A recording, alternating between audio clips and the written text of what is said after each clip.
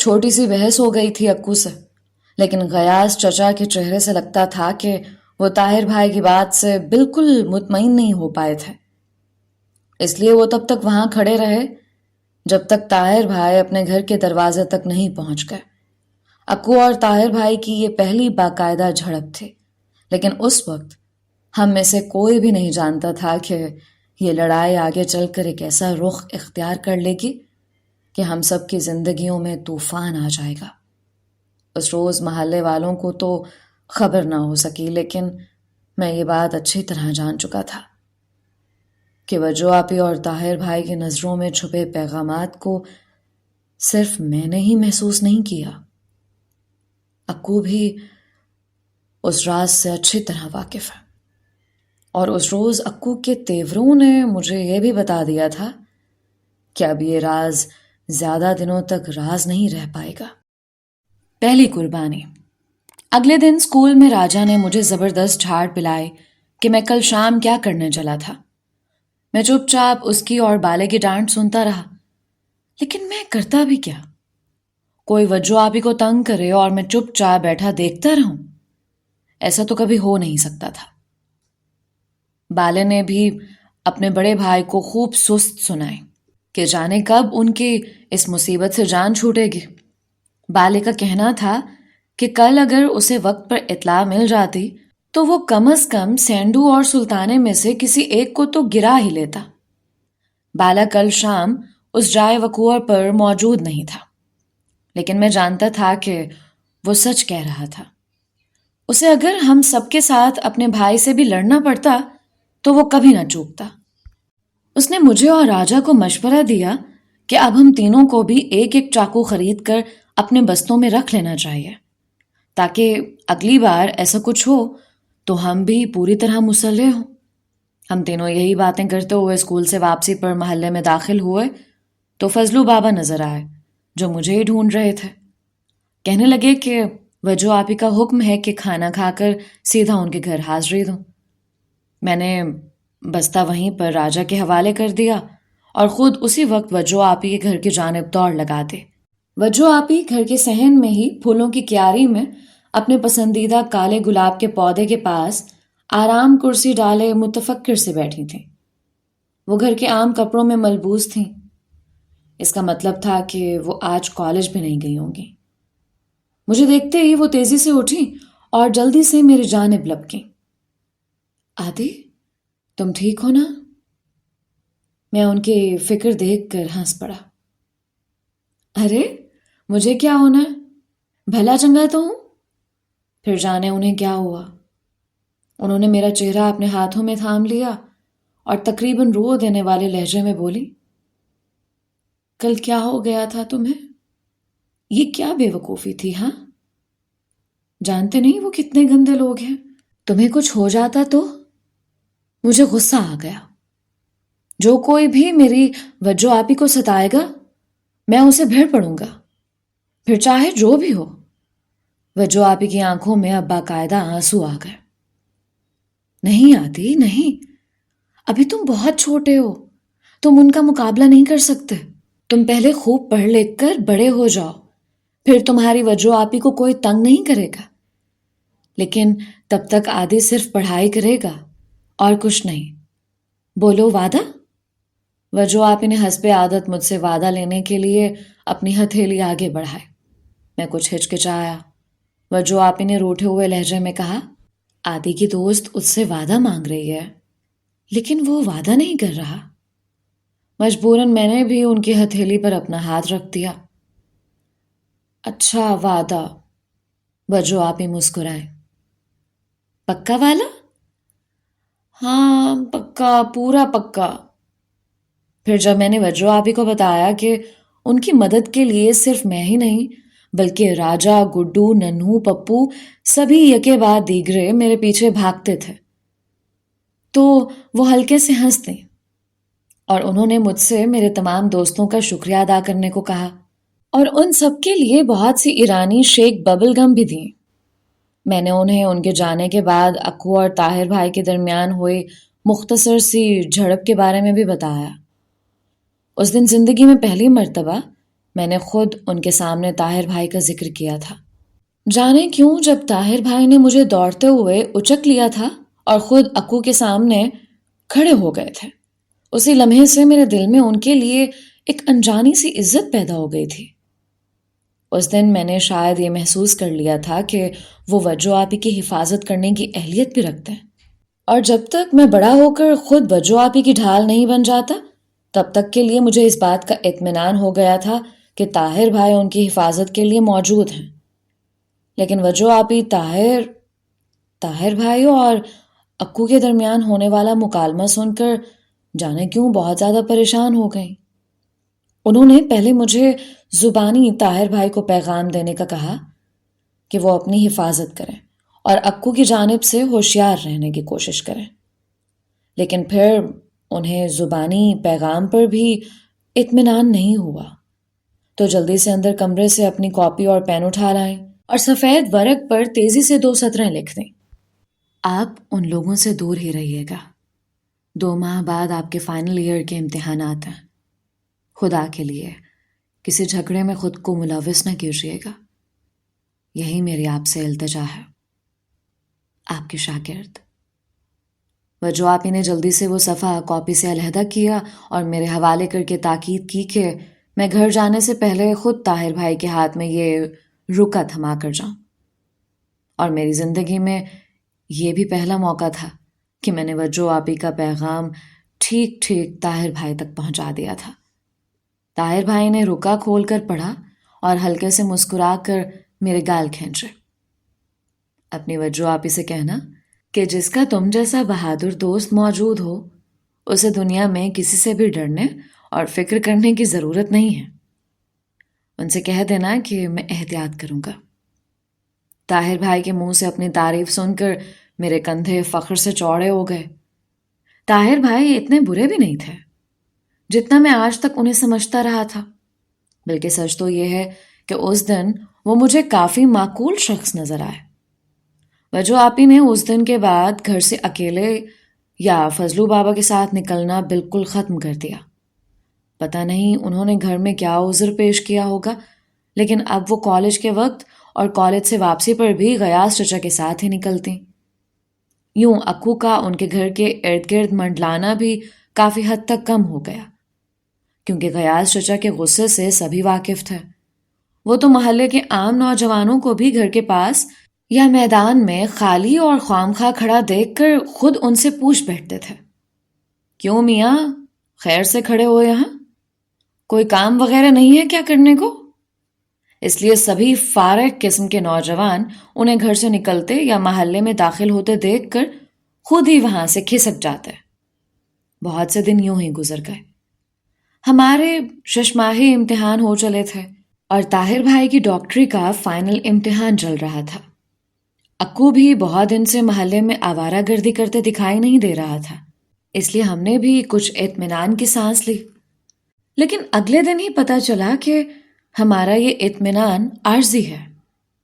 اس شام بالا مجھے اور راجا کو یہ سمجھانے کی کوشش کر رہا تھا کہ سیٹھ گرداری مل کی درمیانی بیٹی کلپنا دیوی بری طرح سے اس پر عاشق ہو چکی ہے، لیکن چونکہ وہ ایک انتہائی مشرقی لڑکی ہے اس لیے وہ خود اپنے منہ سے اس کے لیے اپنی پسندیدگی کا اظہار نہیں کر سکتے۔ اس وقت مجھے اور راجا کو اس کی باتیں سمجھ میں نہیں آ رہی تھیں، کیونکہ اس وقت میں اور راجا دونوں ہی مشرقی لڑکیوں کے اوصاف سے ناواقف تھے۔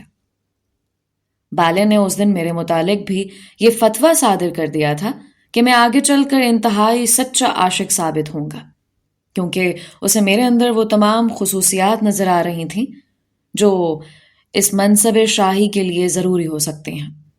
ابھی ہم بالے سے علم و دانائی کا یہ عظیم خزانہ سمیٹنے میں مصروف تھے کہ اکو اپنے دوستوں سمیت محلے میں داخل ہوا۔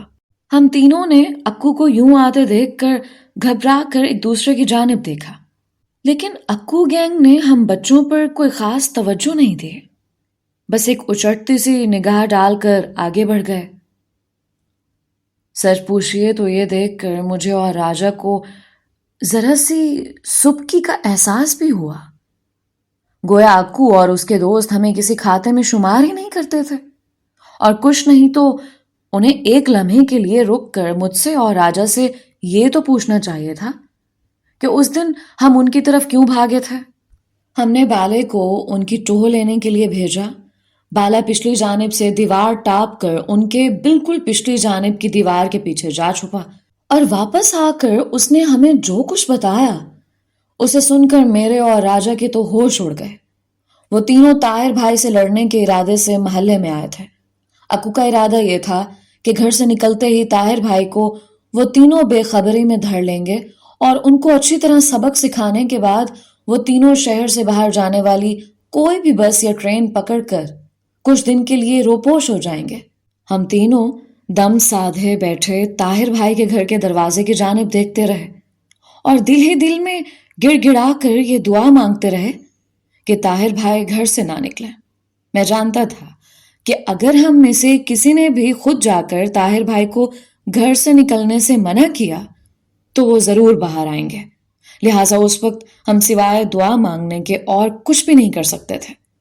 آخر ہماری دعائیں رنگ لائیں اور طاہر بھائی شاید اپنے اگلے دن کے پرچے کی تیاری میں اس قدر مگن تھے کہ انہیں گھر سے باہر نکلنے کی فرصت ہی نہیں ملی۔ اکو اور اس کے دوست پہلے تو اکتا کر سگریٹ پہ سگریٹ پھونکتے رہے، پھر تنگ آ کر وہ بڑبڑاتے ہوئے وہاں سے چل پڑے، لیکن ان کے ارادوں سے صاف ظاہر تھا کہ وہ موقع ملنے پر دوبارہ یہ کوشش ضرور کریں گے۔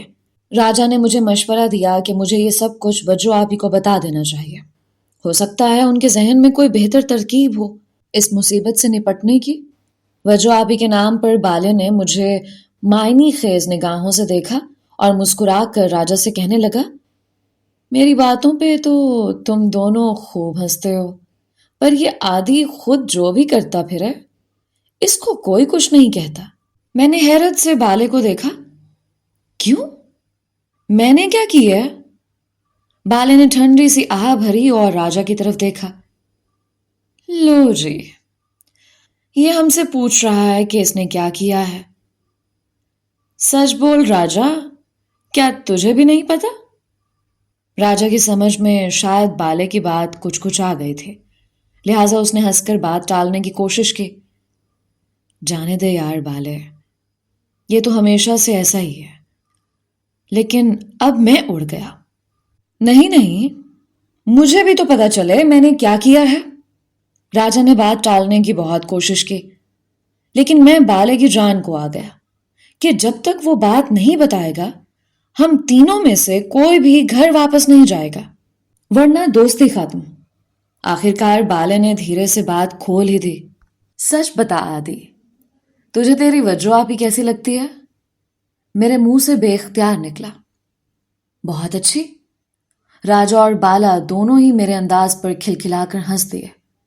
بالے نے راجا کی طرف دیکھ کر کہا، بس ہم بھی تو یہی کہہ رہے تھے کہ تجھے تیری وجو آپی دنیا میں سب سے زیادہ اچھی لگتی ہے، اتنی کہ تو اس کی خاطر 3 جوان کڑیل بندوں سے لڑنے کو بھی تیار ہو گیا تھا، تو پھر جا کر اپنی وجو آپی کو بتا کیوں نہیں دیتے کہ وہ تمہیں اچھی لگتی ہے؟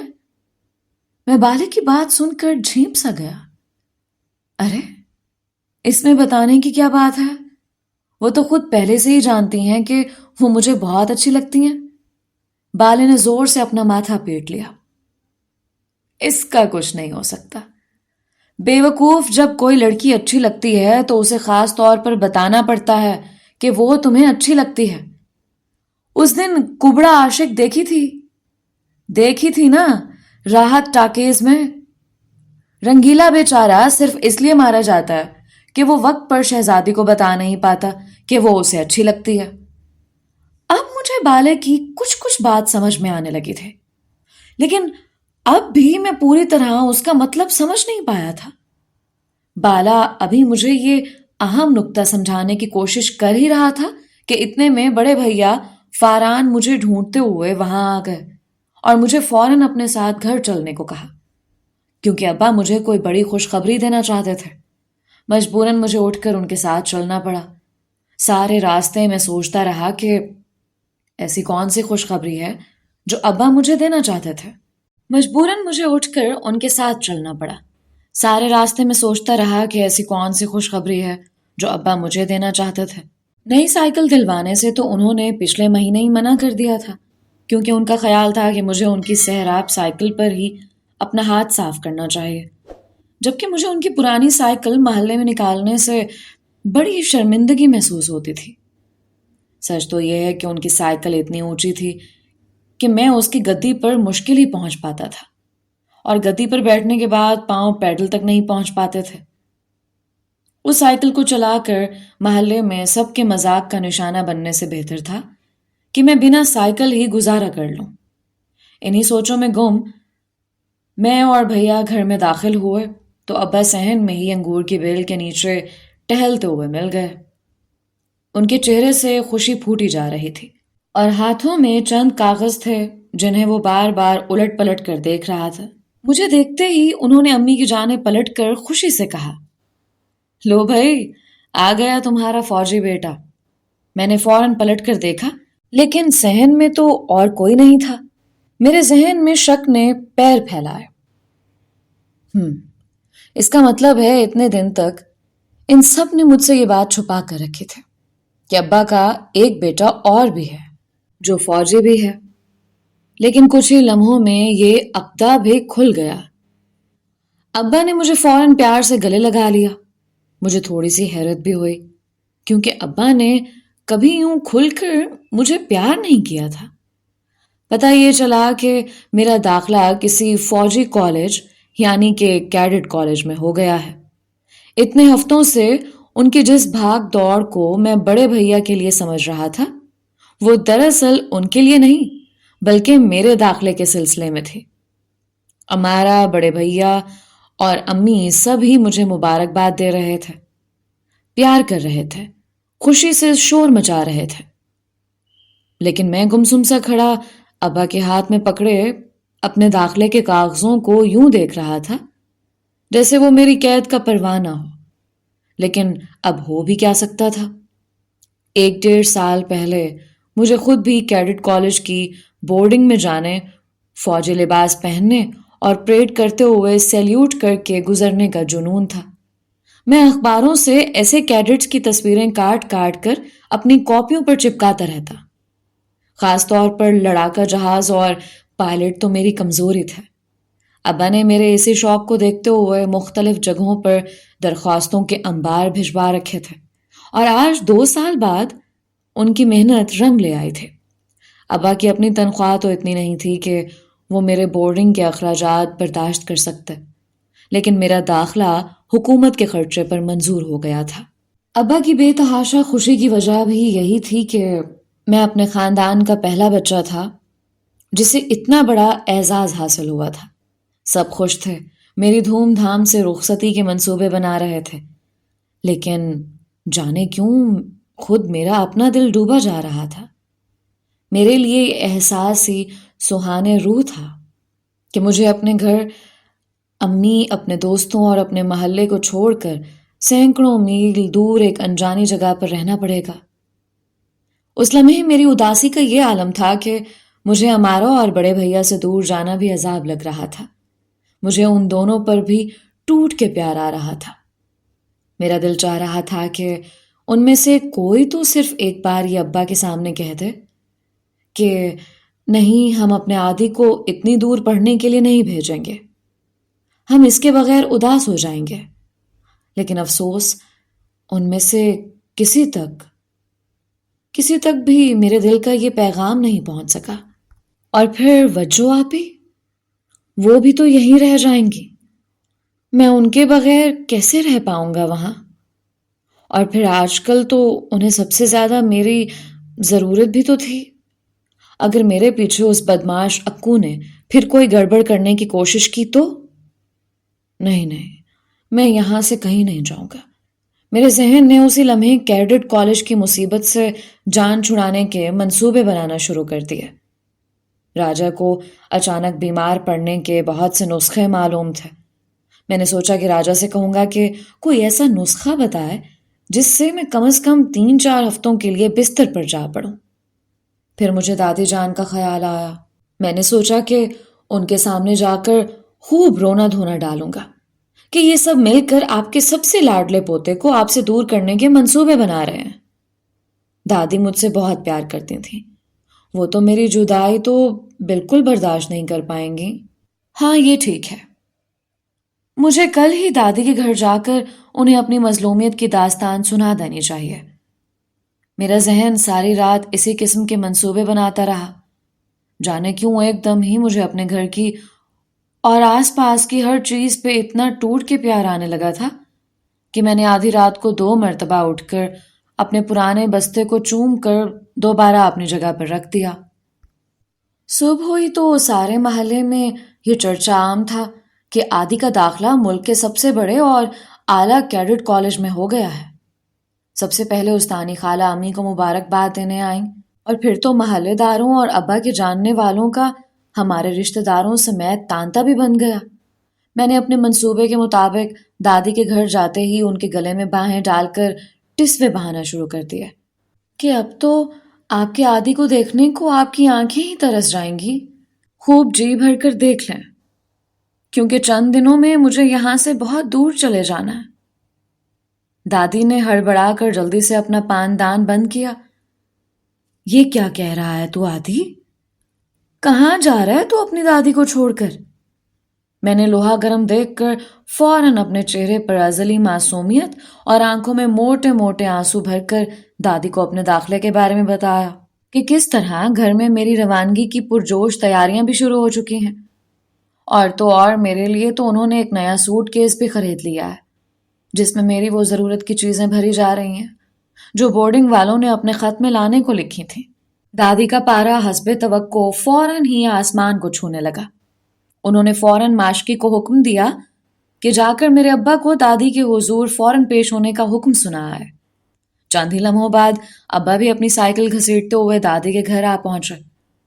دادی نے انہیں دیکھتے ہی واویلا شروع کر دیا کہ انہیں ذرا خیال نہ آیا مجھ معصوم کو گھر سے اتنی دور بھیجنے کا سوچتے ہوئے، اور یہ کہ خبردار جو کسی نے آدی کو فوجیوں کے اسکول بھیجنے کی بات بھی کی تو پتہ نہیں وہاں فوجی بچوں سے کیسی مشقت کرواتے ہوں گے، اور ہمارا عادی تو پہلے ہی اتنا نازک سا ہے، وہاں اس کے کھانے پینے کا دھیان کون رکھے گا، وغیرہ وغیرہ.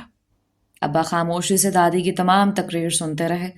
پھر انہوں نے دادی کو دھیرے دھیرے بورڈنگ کی تمام خصوصیات گنوانا شروع کی تو لگاتار آدھا گھنٹہ بولتے ہی چلے گئے، اور پھر آخر میں انہوں نے وہ ترب کا پتا پھینکا جو ہمیشہ سے دادی کی کمزوری تھا.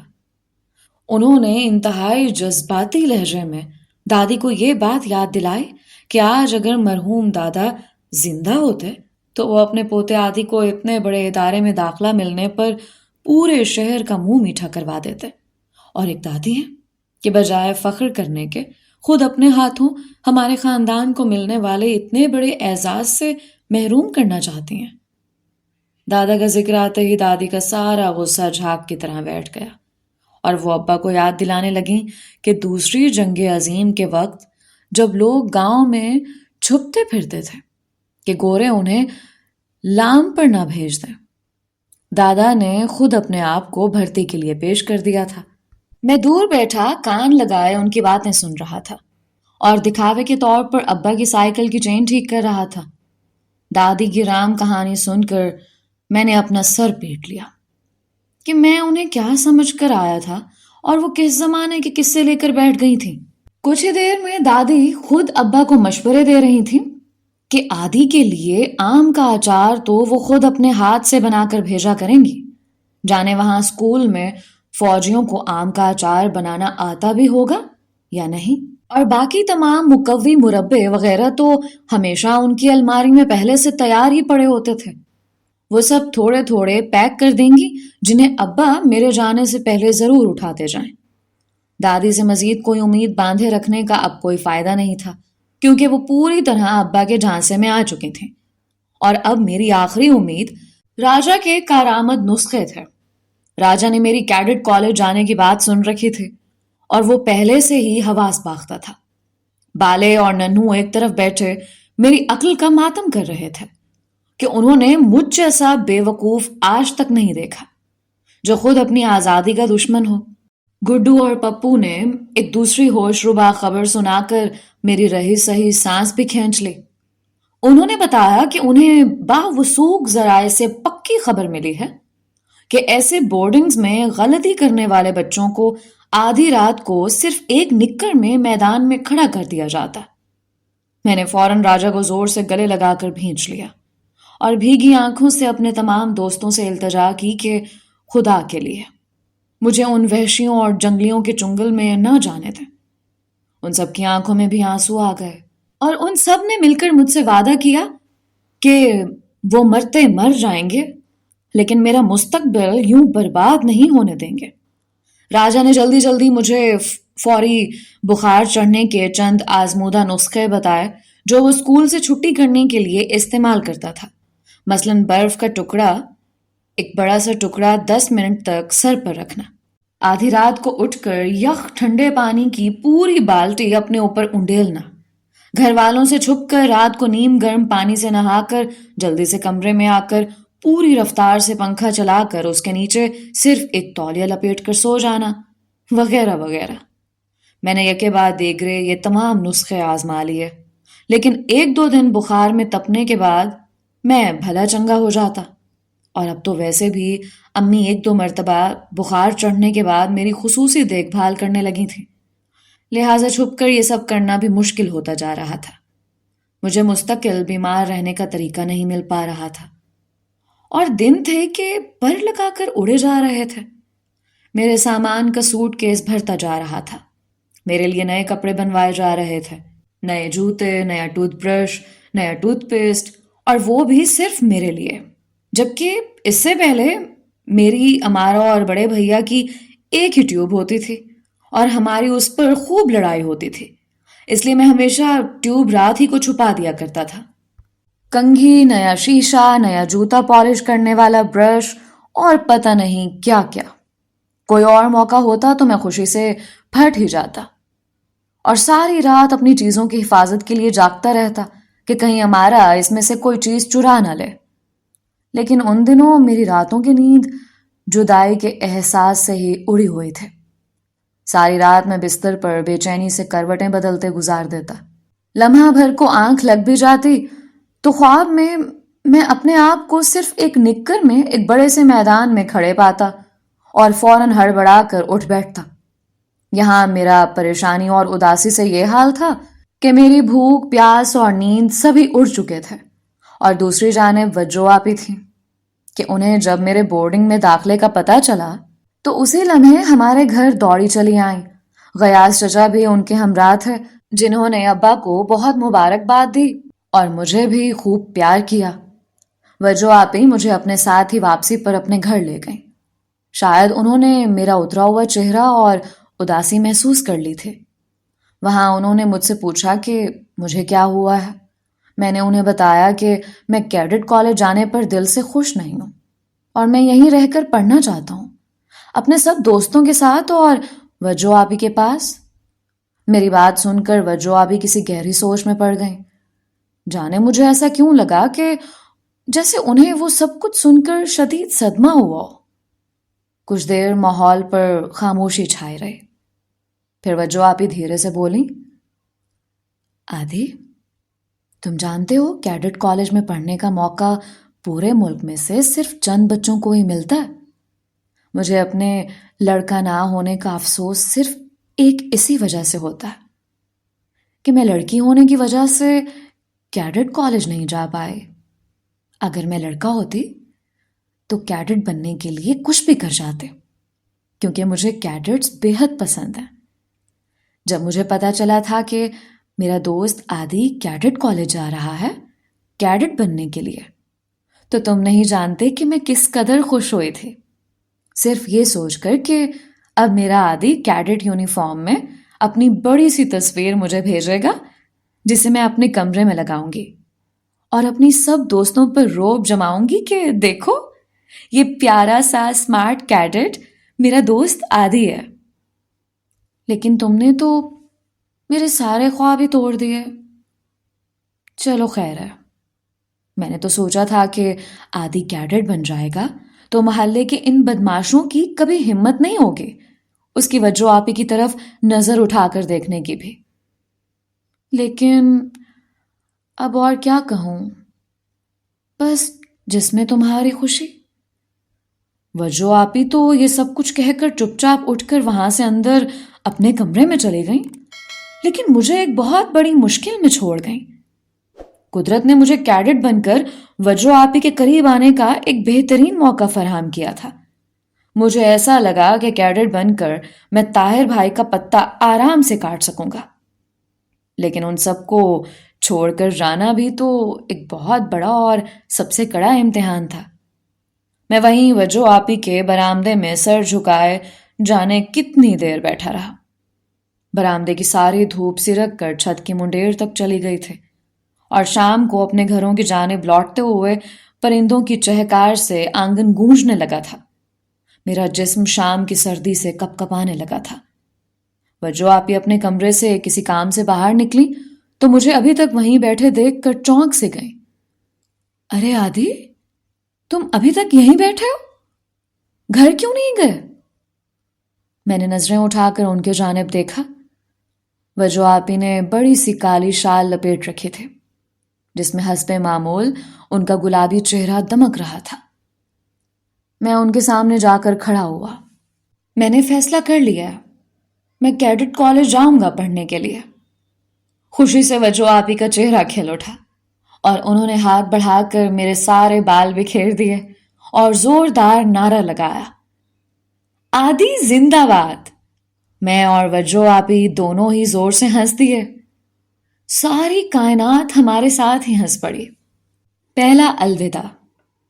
راجا، بالا، گڈو، ننھو اور پپو سبھی دم سادھے کھڑے تھے۔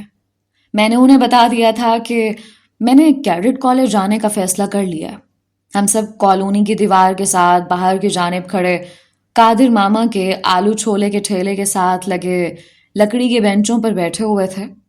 ان سب کے ہاتھوں میں ان کی پلیٹیں اور چمچ یوں ہی ساکت رہ گئے تھے۔ ٹھیلے پہ لگے ریڈیو سے عالمگیر کی آواز فضا میں تان بکھیر رہی تھی، یہ شام اور تیرا نام دونوں کتنے ملتے جلتے ہیں۔ تیرا نام نہیں لوں گا، بس تجھ کو شام کہوں گا۔ لیکن یہ شام میرے دوستوں کے مزاج سے بالکل مختلف ثابت ہو رہی تھی۔ شام بہت خوبصورت تھی، لیکن ان سب کے چہرے اترے جا رہے تھے۔ خود میرے دل کے اندر بھی اداسی کا طوفان امڑ رہا تھا، لیکن میں نے بڑی مشکل سے اس طوفان کو اپنے چہرے تک آنے سے روکا ہوا تھا۔ میں جانتا تھا کہ اگر میں نے ذرا سی بھی کمزوری دکھائی تو یہ سب میری جان کو آ جائیں گے۔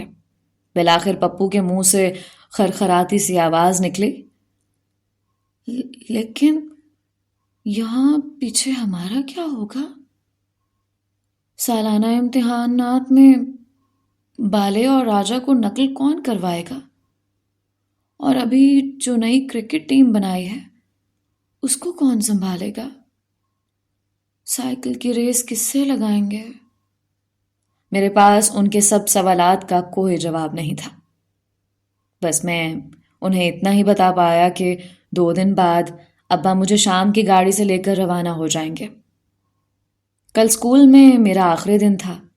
مجھے اپنے ہیڈ ماسٹر صاحب سے ایک سرٹیفکیٹ لینا تھا کہ میری اپنی 6ٹھی جماعت میں پوزیشن اتنی اچھی تھی کہ میں بآسانی سالانہ امتحانات پاس کر کے 7ویں جماعت میں جا سکتا تھا۔ کیڈٹ کالج میں مجھے 7ویں جماعت میں داخلہ ملا تھا۔ میں سر جھکائے ان سب کی جھاڑ سنتا رہا۔ رفتہ رفتہ میری آنکھیں بھیگتی گئیں، اور پھر سب سے پہلے راجا نے میرے آنسو دیکھے، اور وہ جلدی سے اپنی پلیٹ پھینک کر اٹھ کر میرے پاس آ گیا۔ اوئے آدھی، گدھے، رو کیوں رہا ہے؟ راجا کی بات سنتے ہی میرے اندر کے سیلاب کا باندھ ٹوٹ گیا، اور میں اسے گلے لگا کر پھوٹ پھوٹ کر رو پڑا۔ بس پھر کیا تھا؟ پھر تو یکے بعد دیگرے راجا اور باقی سب بھی میرے ساتھ ہی رونے لگے۔ قادر ماما نے ہم سب کو یوں روتے ہوئے دیکھا تو وہ گھبرا کر جلدی سے بھاگتے ہوئے ہماری جانب آیا۔ اوئے کھوتو، رو کیوں رہے ہو؟ پیسے نہیں ہیں تو خیر ہے، موجاں کرو، پیسے تم کھوتوں سے اچھے تھوڑی ہیں۔ قادرے کی بات سن کر ہم سب ٹپکتے آنسوؤں سمیت کھلکھلا کر ہنس پڑے۔ دور پہاڑوں کی اوٹ میں ڈوبتا سورج بادل کی اوٹ سے نکل کر ہمیں دیکھ ذرا سا مسکرایا اور پھر غروب ہو گیا۔ اگلے دن میں اسکول میں اپنے تمام ہم جماعتوں اور اساتذہ سے فردن مل کر ان سے رخصت لیتا رہا۔ میرے سارے استاد میرے داخلے سے بے حد خوش تھے۔ ہیڈ ماسٹر صاحب نے تو صبح ترانے کے بعد اسمبلی میں مجھے اسٹیج پر بلا کر سب کے سامنے شاباش دی کہ میں نے ان کے اسکول کا نام روشن کر کے ان سب کا سر فخر سے اونچا کر دیا ہے۔ سچ ہے کہ ہم اپنا سر کٹا کر ہی اپنوں کا سر اونچا کر سکتے ہیں۔ اسکول میں ہی میں نے آخری مرتبہ اپنے پیارے ڈیسک پر بیٹھے بیٹھے وجو آپی کے لیے ایک کارڈ بھی بنایا جس میں ایک کیڈٹ جھنڈے کو سلامی دے رہا ہوتا ہے۔ اسی کارڈ کے نیچے میں نے صرف 2 جملے لکھے: آپ مجھے بہت اچھی لگتی ہیں، آپ کا عادی۔ یہ مشورہ راجا کا ہی تھا کہ مجھے کیڈٹ کالج سے روانگی سے پہلے وجو آپی کے سامنے اپنی پسندیدگی کا اظہار کر دینا چاہیے تاکہ میری غیر موجودگی میں اور میرے واپس آنے تک طاہر بھائی یا کوئی اور انہیں رجھانے کی کوشش کرے بھی تو کامیاب نہ ہو سکے۔ ویسے تو وجو آپی نے آج دیر شام کو مجھے اپنے گھر آنے کا کہا تھا تاکہ وہ مجھے وہ ساری چیزیں اور تحفے دے سکیں جو انہوں نے میرے کیڈٹ کالج جانے کے سلسلے میں جمع کر رکھی تھیں، مثلاً انکل سرگم اور ہیگے والے کٹ آؤٹ، نونی پا کی شکل والی جیومیٹری، رنگوں کا بڑا سا ڈبہ، شیک چوئنگم کا پورا پیکٹ اور پتہ نہیں ایسی کتنی اور بہت سی چیزیں۔ لیکن میں نے فیصلہ کیا تھا کہ شام ڈھلنے سے پہلے ہی وجو آپی سے جا کر مل کر اپنے دل کی بات انہیں سنا دوں گا، کیونکہ راجا کہتا تھا کہ ایسے معاملات میں دیر اچھی نہیں ہوتی۔ لیکن مجھے دیر ہو ہی گئی۔ گھر پہنچا تو تمام محلے کی عورتیں میری بلائیں لینے کے لیے ہمارے صحن میں جمع تھیں۔ سبھی کچھ نہ کچھ میرے لیے لے کر ہی آئی تھیں۔ ان سب سے نپٹتے اور اپنی بلائیں دیتے دیتے مغرب کا وقت ہو گیا۔ گھر میں ایک ہنگامہ سا مچا ہوا تھا۔ میرے کل کے جانے کے سلسلے میں اور سفر کے لیے پکوان بنائے جا رہے تھے۔ امی نے شروع میں تو کافی ہمت دکھائی تھے، لیکن اب جب میرے جانے کی گھڑی قریب آتی جا رہی تھی تو ان کی آنکھیں بات بے بات بھیگنے لگی تھیں۔ صبح سے جانے کتنی مرتبہ چھپ کر رو چکی تھیں۔ انہوں نے آج تک کبھی مجھے اپنے آپ سے ایک رات کے لیے بھی جدا نہیں کیا تھا، اور کہاں آج انہیں پورے 6 سال کے لیے مجھے بورڈنگ بھیجنا پڑ رہا تھا۔ ابا آتے جاتے انہیں ان کی ہمت بندھی رکھنے کی تاکید کر رہے تھے، لیکن ان کی آنکھیں کسی نہ کسی بہانے چھلک ہی پڑتی تھیں، کیونکہ میں ان کا سب سے نازک مزاج بچہ تھا، اور وہ جانتی تھیں کہ جس جگہ مجھے بھیجا جا رہا ہے وہاں کی زندگی اس قدر سخت اور کھردری ہے کہ مجھ جیسا ناز و نعم میں پلا ان کا شہزادہ وہاں جا کر بالکل ہی کملا جائے گا۔ ان کا بس چلتا تو شاید آخری وقت میں مجھے روک ہی لیتی، لیکن ابا کے غصے کے خوف سے وہ دل پر پتھر رکھ کر چپ تھی۔ خدا خدا کر کے مبارکباد دینے اور مجھے الوداع کہنے والوں کا ہجوم چھٹا تو میں نے جلدی سے اپنے بستے سے وجو آپی کے لیے بنایا ہوا کارڈ نکالا اور سب سے نظر بچا کر گھر سے نکل آیا۔ شام کا ملگجھا اندھیرا چھا چکا تھا اور محلے کے میدان کا اکلوتا لیمپ پوسٹ بھی جل چکا تھا۔ بڑا میدان سنسان پڑا تھا۔ میں تیزی سے دوڑتا ہوا وجو آپی کے گھر تک جا پہنچا۔ 2-3 مرتبہ دروازہ دھیرے سے کھٹکھٹایا کیونکہ خلاف معمول دروازہ بند تھا۔ شاید سکینہ خالہ لوگ گھر میں نہیں تھے۔ میرا دل ڈوب سا گیا۔ میں شدید مایوسی کے عالم میں پلٹا ہی تھا کہ اچانک چھت کے اوپر کسی کے ہلکے سے ہنسنے کی آواز نے میرے قدم جکڑ لیے۔ اوہ، مطلب گھر والے چھت پر تھے، اسی لیے دروازے کی دستک اندر سنائی نہیں دے رہی تھی۔ میں نے مزید دستک دینے کا ارادہ ترک کر دیا اور چند لمحوں میں دیوار پھاند کر اندر کود گیا۔ وجو آپی صحن میں ہوتی تو مجھے میرے اس کرتب پر بہت ڈانٹتی، کیونکہ انہیں مجھے چوٹ لگنے کا خوف لگا رہتا تھا۔ کبھی کبھی میں انہیں ڈرانے کے لیے ان کی دیوار پر چڑھ بیٹھتا اور جمپ لگانے کی دھمکیاں دے کر انہیں تنگ کیا کرتا تھا، لیکن اس وقت صحن بھی بالکل سنسان تھا۔ مجھے حیرت ہوئی، آج یہ سارے کے سارے چھت پر کیا کر رہے تھے؟ باہر برآمدے کی روشنی بھی نہیں جلائی ہوئی تھی، اوپر سے اب بھی کسی کے آہستہ آہستہ بات کرنے کی آواز سنائی دے رہی تھی۔ میں دھیرے دھیرے صحن کی سیڑھیاں چڑھتے ہوئے چھت کی جانب بڑھا۔ میرا ارادہ تھا کہ اگر وجو آپی بھی اوپر ہوئی تو انہیں پیچھے سے اچانک جا کر ڈراؤں گا۔ وہ اس طرح پہلے تو بہت ڈر جاتی تھیں، لیکن بعد میں ہم دونوں ایسی باتیں یاد کر کے خوب ہنستے تھے۔ میرے ہونٹوں پہ آنے والے لمحات کو سوچ کر خود ہی ہلکی سی مسکراہٹ ابھر آئی۔ میں اب بالکل چھت کی منڈیر تک جا پہنچا تھا۔ سب سے پہلے میری نظر وجو آپی پر ہی پڑی، جو کسی سے مسکراتے ہوئے بات کر رہی تھیں۔ وجو آپی کا چہرہ خوشی سے چمک رہا تھا۔ میں نے ان کے لبوں سے نکلتے جملے کے آخری چند لفظ ہی سنے۔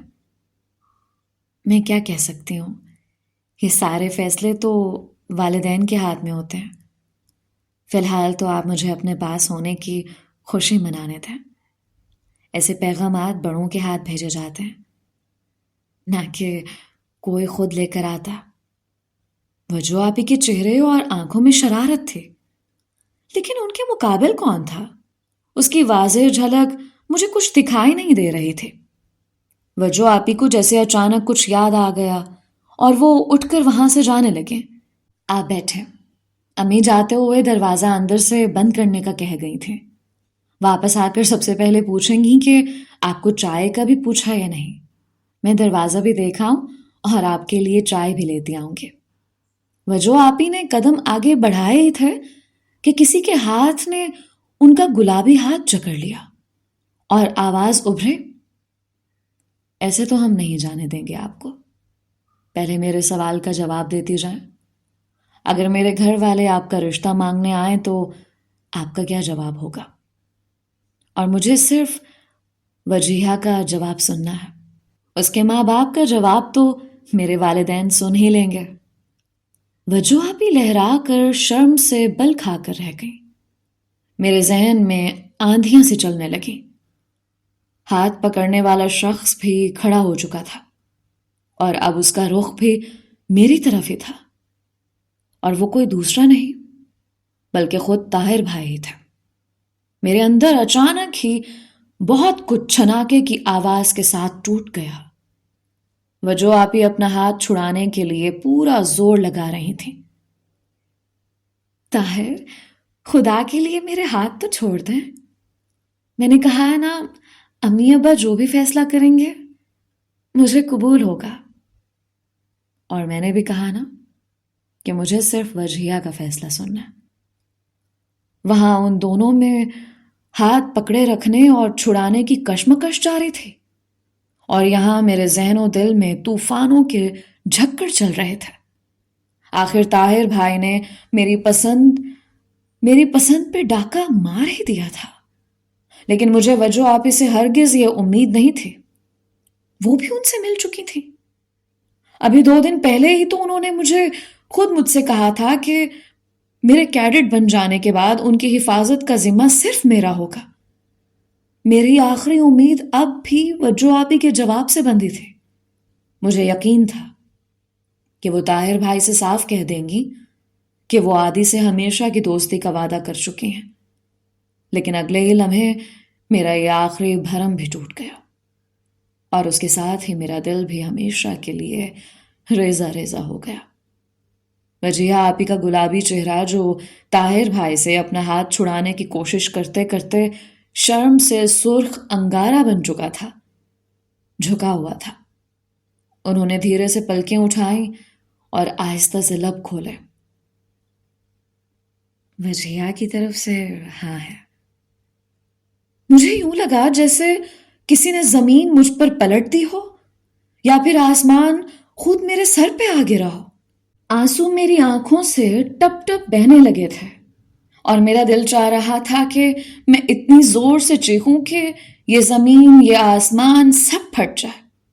میرے ہاتھ سے میرا کارڈ جانے کب کا گر چکا تھا۔ میں جلدی سے منڈیر سے پلٹا اور ایک ہی جست میں 3-4 سیڑھیاں اترتا ہوا، تیزی سے دوڑتا ہوا وہاں سے باہر کی جانب بھاگا۔ میری آنکھیں میرے بہتے آنسوؤں سے دھندلائی جا رہی تھیں، اور مجھے کچھ بھی صاف نظر نہیں آ رہا تھا۔ پتہ نہیں کیسے میں نے صحن کا دروازہ کھولا اور کس طرح میں باہر نکلا۔ میں دوڑتا جا رہا تھا اور آنسو میری آنکھوں سے بہہ بہہ کر میرے دامن کو بھگوتے جا رہے تھے۔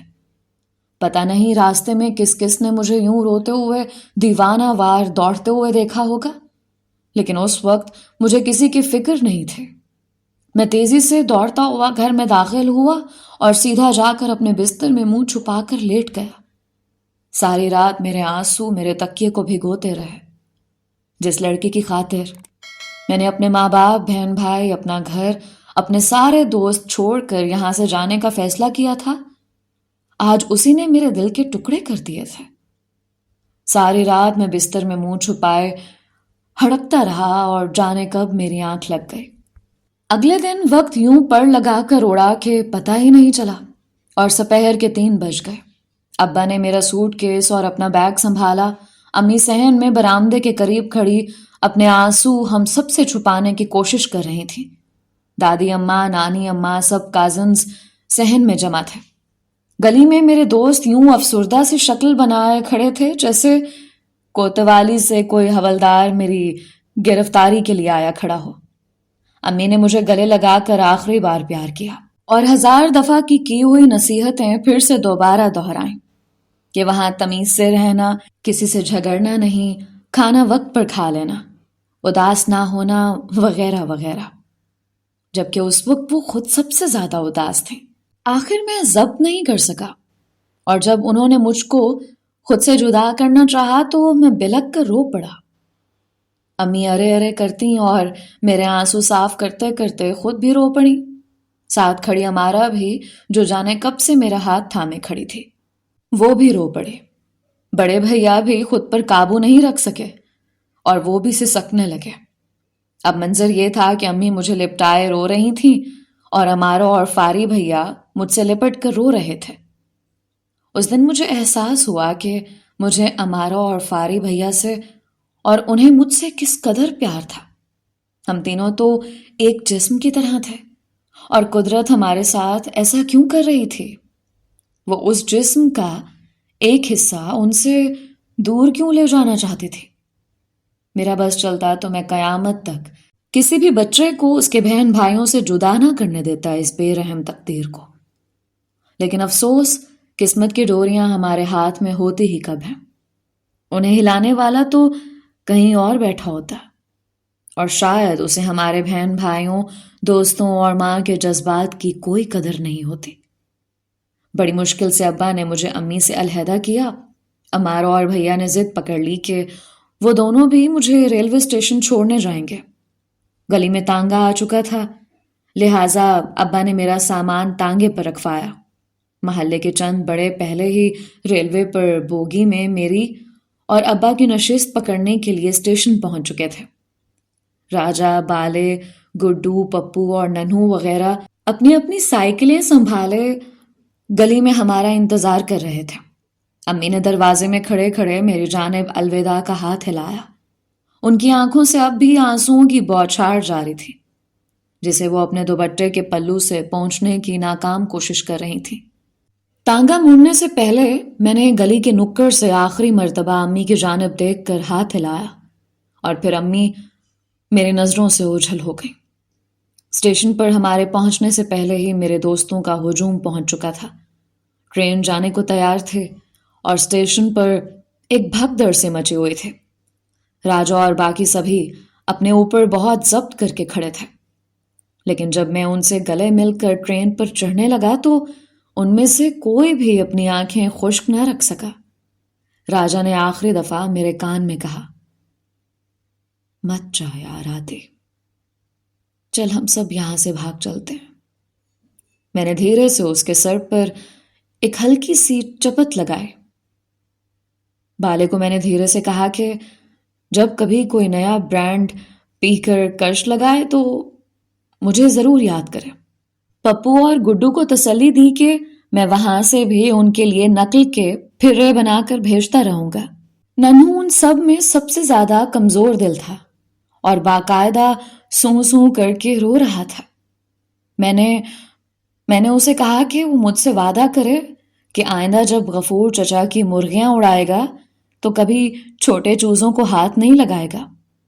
ننھو نے روتے روتے وعدہ کیا۔ امارا نے آگے بڑھ کر اپنی مٹھی کھولی اور اپنا سپر مین کی شکل والا سب سے پیارا شارپنر میری جیب میں ڈال دیا۔ یہ وہ پینسل تراش تھا جسے امارا اپنی جان سے بھی زیادہ عزیز رکھتی تھی۔ میں نے کئی مرتبہ اسے پار کرنے کی کوشش کی تھی، لیکن مجھے کامیابی نصیب نہیں ہو سکی تھی۔ اور آج امارا نے خود اپنے ہاتھوں سے وہ شارپنر میرے جیب میں ڈال دیا تھا۔ میں نے اپنے ہاتھوں سے اس کی پلکیں پونچھ ڈالیں۔ فاری بھیا بھی میرے لیے اپنا پسندیدہ مفلر لے کر آئے تھے۔ سرخ اور نیلے رنگ کی دھاریوں والا یہ مفلر مجھے اس لیے بہت پسند تھا کیونکہ ایک مرتبہ جب میں فاری بھیا سے چھپ کر یہ مفلر پہن کر وجو آپی کے گھر گیا تھا تو انہیں میرے گلے میں پڑا یہ مفلر بہت اچھا لگا تھا، اور انہوں نے خاص طور پر مجھے کہا تھا کہ آدی تم اس مفلر میں بہت پیارے لگ رہے ہو۔ لیکن فاری بھیا نے دوبارہ مجھے اس مفلر کو چھونے تک نہیں دیا تھا، اور آج انہوں نے خود ہی آگے بڑھ کر یہ مفلر میرے گلے میں ڈال دیا تھا۔ میرے سارے دوست بھی میرے لیے بہت سی چیزیں لائے تھے جسے راجا نے کاغذ کے ایک بڑے سے تھیلے میں ڈال کر میرے حوالے کر دیا تھا۔ اتنے میں ٹرین نے آخری سیٹی بجائی۔ ٹرین پہ چڑھنے سے پہلے فاری بھیا کا دیا ہوا مفلر گلے میں ڈالتے ہی مجھے وجو آپی کی یاد اس بری طرح سے آئی کہ میرے قدم ڈگمگا سے گئے۔ میں کل رات ان کے گھر سے آنے کے بعد دوبارہ ان کی طرف نہیں گیا تھا۔ راجا کے لاکھ کہنے پر بھی میں نے آج آنے سے پہلے ان کے گھر کی جانب رخ بھی نہیں کیا تھا، لیکن اب جاتے جاتے جانے کیوں دل ان کی صرف ایک جھلک دیکھنے کے لیے مچلا جا رہا تھا، کٹ رہا تھا۔ ٹرین کو ہلکا سا دھکا لگا اور دھیرے دھیرے پلیٹ فارم میری نظروں کے سامنے سے سرکنے لگا۔ ابا بھی اوپر چڑھائے، سب لوگ پلیٹ فارم پہ کھڑے ہماری طرف دیکھ کر ہاتھ ہلا رہے تھے۔ ٹرین دھیرے دھیرے کھسک رہی تھی۔ میں اپنی ڈبڈبائی آنکھوں سے اپنے پیاروں کو خود سے دور جاتے دیکھ رہا تھا۔ اچانک ہی مجھے یوں لگا کہ جیسے میری آنکھوں کو کوئی دھوکا ہوا ہے۔ مجھے یقین ہو گیا کہ مجھے دن میں بھی خواب دیکھنے کی عادت ہوتی جا رہی ہے، لیکن نہیں، وہ خواب نہیں تھا۔ اسٹیشن کے داخلی راستے سے وجو آپی اپنی کالی شال لپیٹے تیزی سے پلیٹ فارم میں داخل ہوتی دکھائی تھی۔ ہاں، وہی تو تھی۔ میں نے اپنی آنکھیں زور سے رگڑی۔ ہاں، وہ وجو آپی ہی تھی۔ ان کے پیچھے پیچھے غیاث چچا بھی ہڑبڑائے اور سٹ پٹائے ہوئے تیزی سے آتے ہوئے دکھائی دیے۔ ان کے ہاتھ میں شاید اس سامان کا تھیلا تھا جو وجو آپی نے میرے لیے خرید کر جمع کیا تھا۔ وجو آپی کی اب تک مجھ پر نظر نہیں پڑی تھی۔ وہ بھاگتی ہوئی سامنے کھڑے راجا کے پاس پہنچی جو اب باقاعدہ رو رہا تھا۔ انہوں نے راجا سے غالباً میرے بارے میں پوچھا۔ راجا نے جواب میں صرف اپنی انگلی اس ڈبے کی جانب اٹھا دی جس کی کھڑکی میں سے میں سر باہر نکالے ان سب کو دیکھ رہا تھا۔ وجو آپی سے پہلے غیاث چچا ساری صورتحال کو سمجھ گئے اور انہوں نے بھاگ کر بوگی کے دروازے میں کھڑے ابا کو اپنے ہاتھ میں پکڑا، تھیلا تھما دیا اور تیزی سے چلتے چلتے ابا کو چند رخصتی کلمات کہہ دیے۔ وجو آپی کی نظر مجھ پر نظر پڑی تو وہ بے چینی سے میری جانب لپکی، لیکن تب تک ٹرین کی رفتار تیز ہو چکی تھی اور ان کے نازک قدم اس بڑھتی رفتار کا ساتھ نہیں دے پا رہے تھے۔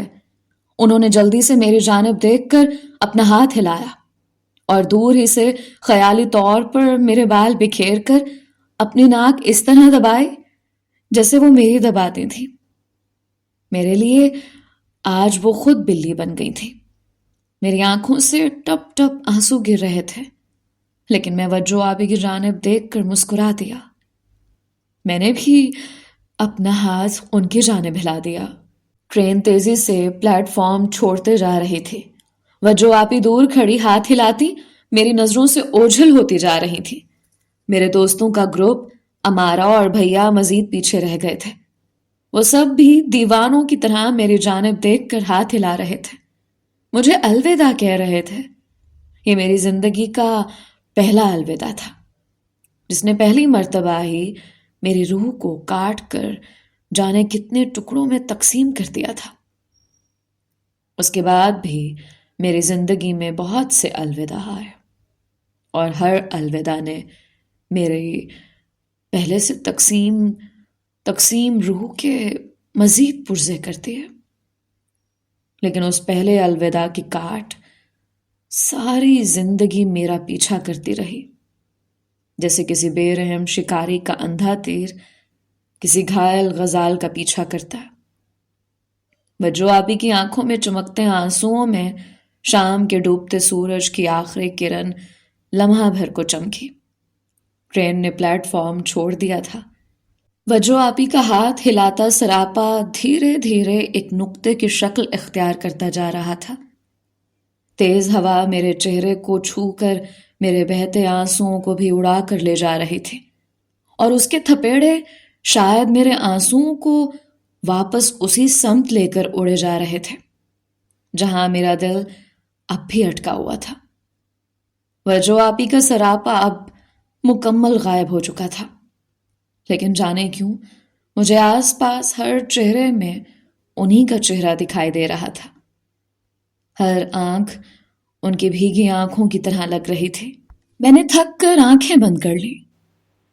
جتنی آنکھیں اچھی ہوں گی میری آنکھیں ہوں گی، جتنے چہرے اچھے ہوں گے میرے چہرے ہوں گے۔ اتنی آنکھیں، اتنے چہرے کیسے یاد رکھو گے؟ ٹرین تیزی سے دوڑتی ہوئی میرے چھوٹے سے شہر کو پیچھے چھوڑتی جا رہی تھی۔